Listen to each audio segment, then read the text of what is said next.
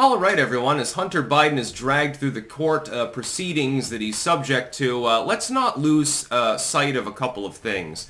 Number one, the Hunter Biden laptop is real. It was not a mythology. It does exist. It still does. It is in the hands of the FBI. They're obviously not interested in pursuing anything meaningful from it, but it is real.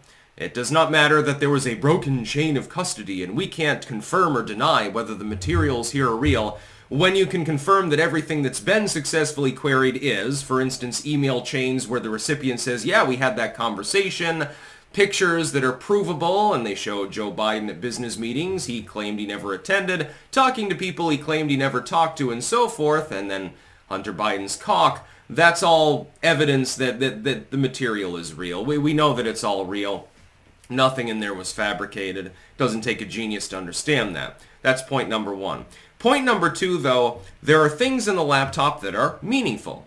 There are also things in the laptop that are meaningless. While it's very funny to think of Hunter Biden prostituting himself out while smoking crack and he's got dick pics and all this other weird shit, none of these things are particularly meaningful on a political level. If somebody doesn't like Joe Biden, keep in mind it's not about Hunter at all. It's about Joe Biden. It's about his dad. If they don't like him, they find the dick pics hilarious. They find the crack smoking hilarious. Oh my God, he broke gun laws. He had a gun while he was on crack. I don't even think he should be prosecuted for that. I condemn that proceeding entirely. I would go after him on many charges, but the gun one ain't one because I don't believe in any form of gun control. I'm a fucking hypocrite. What's meaningful there, though, comes in several forms. Number one, the laptop's contents prove that, and you must keep this in mind if you're debating this online or wherever else. Number one, it proves, doesn't just show evidence of, but proves outright that Joe Biden, Daddy Biden, met with people he claimed straight away that he never met in his entire life. He had conversations of a business nature with people that he claimed he did not converse with, and he came out and he claimed that he never had any conversations about Hunter's business whatsoever. That is false. It is objectively, provably false. The emails and so forth are already there. Hunter Biden had pictures of him and Joe with people he swore up and down he never met. That's meaningful, politically speaking. I don't care if Hunter Biden smoked crack. Doesn't impact my taxes.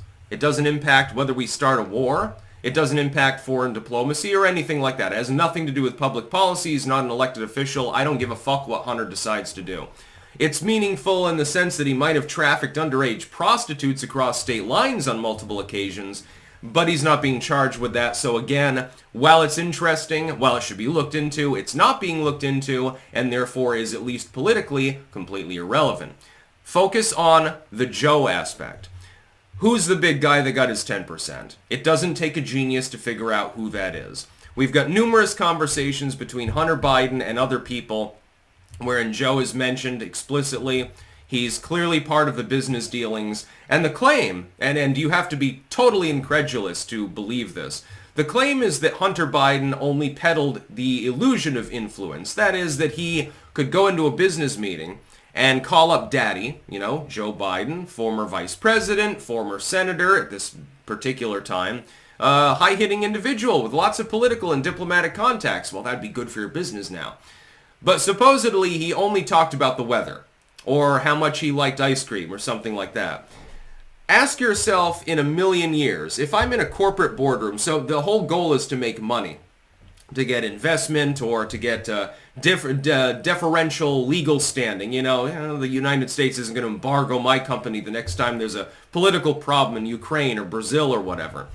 Why would I in a million years accept such a deal where Hunter Biden's being paid inordinate sums just so I can talk to his dad about the weather?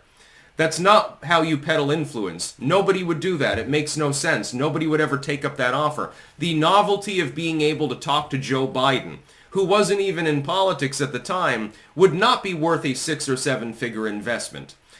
It simply wouldn't. You've got to be a total moron to believe that. It's quite clear that there were more conversations going on. They did involve business. You look at the dealings with the Ukrainian prosecutor that, coincidentally, we're assuming, looked into Burisma right around the time that Hunter Biden was involved. Supposedly a corrupt prosecutor, but Biden came out literally before a live audience and said, yeah, come on, man, and we shit-canned him. That was a great move. Yeah, your son was on that energy board. That's nepotism. You clearly broke the law in so doing, and we can prove it. We've literally got a video of you bragging about it because you're fucking batshit. That's quite clear when you're debating the point with people, though. Don't get bogged down. The liberals will always circle wagons and say, like, oh, you're obsessed with Hunter Biden's pee-pee. No. I'm obsessed with the fact that the former vice president was illegally peddling influence, violating the Hatch Act and more in the process, and we've got proof of this. We don't need any more evidence. If this were a legal case, if you actually had a legal system inclined to wage one, it would be cut and dry. It would be a slam dunk. And meanwhile, the Hur investigation into Joe Biden because of his various wrongdoings, I'm not recommending prosecution because he can't even remember where he is. Kind of damning when you think about it. He's going with the George W. stupidity defense. This time, though, the defense actually makes sense. The man really is fucking demented. That's, by the way, a problem, and some problem that some people with cognitive dissonance do not wish to believe actually exists. Oh yeah, this sympathetic prosecutor found that Joe Biden was effectively mentally incompetent to stand trial. That's perfectly okay. Yes, give him the nuclear codes. Nothing could possibly go wrong. Look at the liberals of the 1980s and how they raked Reagan over the coals even before he had any signs of cognitive decline, simply based on the fact that he happened to be old at the time. He wasn't even elderly when he started his presidency. He was just the oldest president. He showed no signs of cognitive decline when he was debating Jimmy Carter. He was slowed down a little bit but showed no signs of Alzheimer's when he debated Mondale. They made music videos about this. There were mass protests, especially in Germany, by the way, against the Reagan administration. Look up Land of Confusion by Phil Collins. What do you see there? It's quite clear.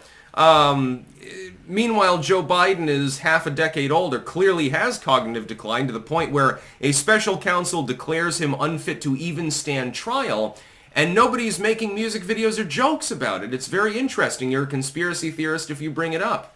It's a hideous double standard when you think about it. The Hunter Biden laptop is real. But don't get distracted by Hunter smoked crack. Okay, funny, nobody cares. He smoked crack, whatever. He fucked whores. Okay, he had sex. He's not an elected official. It didn't affect me in any way. But this whoring, crack-smoking, crazy dude is peddling the influence of daddy to multiple foreign nations. That's the only thing there that matters. And I see so many people getting distracted when the libtoids decide to bring up Hunter Biden's pee-pee. Hunter Biden's pee-pee don't matter. Joe Biden's pee-pee, meanwhile, does matter. The fact that he can't get it up, the fact that he probably put it in his own daughter, maybe his own son, maybe that's why he's so fucked up. That's meaningful. The business deals and things like that. He's a public official. He's the president of the United States, at least on paper.